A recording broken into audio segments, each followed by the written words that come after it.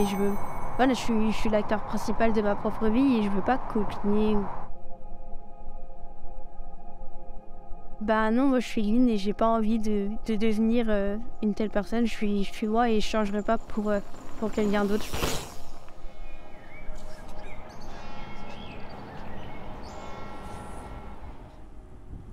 C'est vrai que le vélo, c'est quelque chose qui me permet de nourrir, de toujours nourrir mon côté curieuse.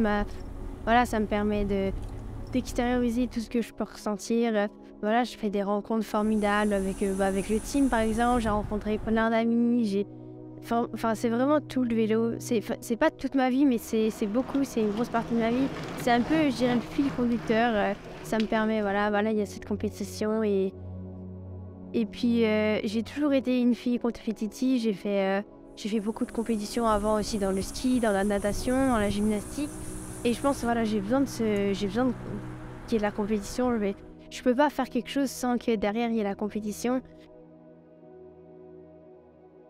Voilà, là, on est à Gérone. Après, eh ben, on part au Brésil, on part aux États-Unis. Et ça me permet de vivre des expériences incroyables avec des gens formidables. Et puis, enfin, rien que le fait de rouler à l'extérieur, on voit des paysages incroyables.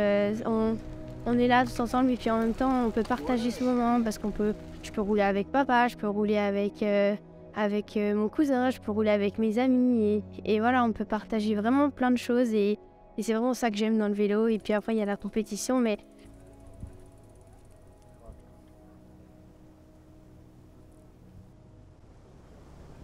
Bah, le Rock d'Azur, j'y suis vraiment allée pour les médias, pour voir les fans, pour faire des signatures. J'ai pas fait la course, j'ai fait le Rock Tandem justement avec mon cousin qui est là avec moi. On a fait le Rock Tandem ensemble et c'était plus pour la fin de saison, fêter la fin de saison, se retrouver tous ensemble un peu au soleil, un peu pour faire la fête, retrouver tout le monde un peu justement en dehors de cette compétition, sans cette pression un peu qu'on a tous avant la compète. Parce que bah, même si on est détendu 3 jours avant une Coupe du Monde, bah, il y a quand même la Coupe du Monde, il y a un championnat du monde. Donc là, se retrouver tous et c'était vraiment pour rigoler et c'était vraiment chouette. Je recevais beaucoup de messages comme quoi je ne serais pas capable.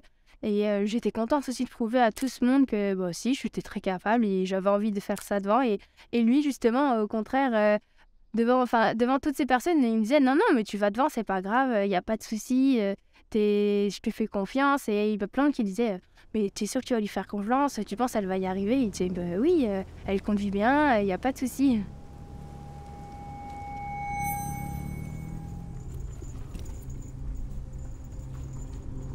c'est sûr, c'était la course à la maison.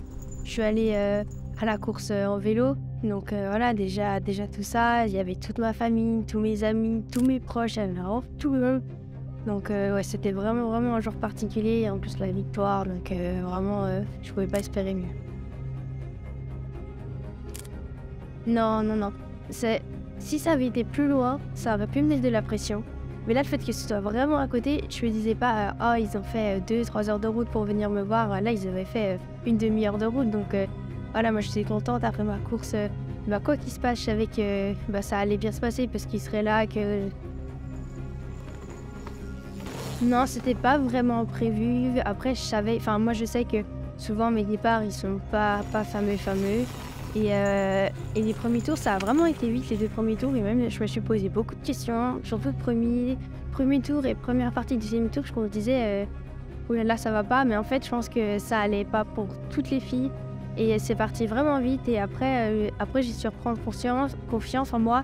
Et c'est là, du coup, que quand j'ai vu que j'avais pu faire un petit écart dans la descente, et je me suis dit, c'est maintenant. Et voilà, c'est vrai que c'est jamais revenu derrière. Et ça s'est passé idéalement. Je pouvais pas attendre mieux d'une course. Enfin, c'était vraiment le scénario parfait pour moi. Je suis partie, c'est jamais revenu. Après, j'avais un écart assez confortable pour même pouvoir me permettre peut-être une petite erreur, une petite faute technique. Et puis finalement, tout s'est passé parfaitement. Donc, c'était pas forcément le plan de départ. Il n'y avait pas un plan comme ça.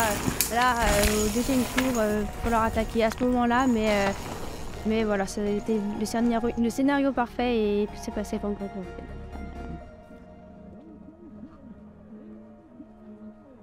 Je pense que ce moment, je pourrais même pas réussir à le redécrire. Parce que j'ai jamais pu ressentir ça avant et c'était vraiment une sensation de...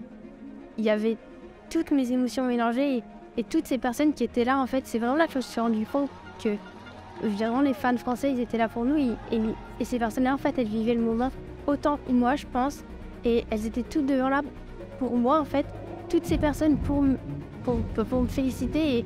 Et la Marseillaise, et tout le monde chantait à cœur avec moi. Et c'était vraiment quelque chose, vraiment quand j'y repense, même maintenant, c'est un moment que je peux pas oublier.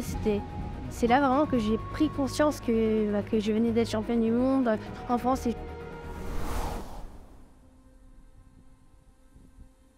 On demande toujours ah, et quoi pour l'année prochaine? Ah, et quoi pour dans 2 ans? Et des fois, j'ai envie de dire aux gens laissez-moi déjà profiter de ce que je suis en train de vivre. Et puis après, on verra pour la suite. On n'est pas là tout le temps, au jour le jour. Après le championnat du monde, je recevais plein de messages. Ah, déjà, de voir la suite, de voir l'année prochaine. Là, laissez-moi tranquille. Je suis contente, je suis heureuse. Je suis sur un petit nuage. Et des fois, les gens, ils sont trop durs là-dessus. Je pense qu'on a besoin de temps et qu'on n'est pas pressé. Donc pour 2023, mes ambitions, ce serait déjà de continuer avec le team, d'évoluer, de progresser sur tout plein de petites choses que pour l'instant, je manque encore. Et je veux vraiment progresser dans toutes ces petites parties. Et je veux vraiment donner le meilleur de moi-même. Je veux vraiment continuer à me faire plaisir et je veux pas que ça prenne la tête. Je veux vraiment rester moi-même et continuer dans cette voie avec mon team. Je veux voir... parce que là, c'est encore un nouveau départ cette année. L'année dernière, c'était le commencement des Coupes du Monde avec un nouveau team. Et là, le team évolue encore avec de nouveaux athlètes. Et j'ai envie d'apprendre à connaître tout ça, de voir ce que ça va devenir et de me faire plaisir.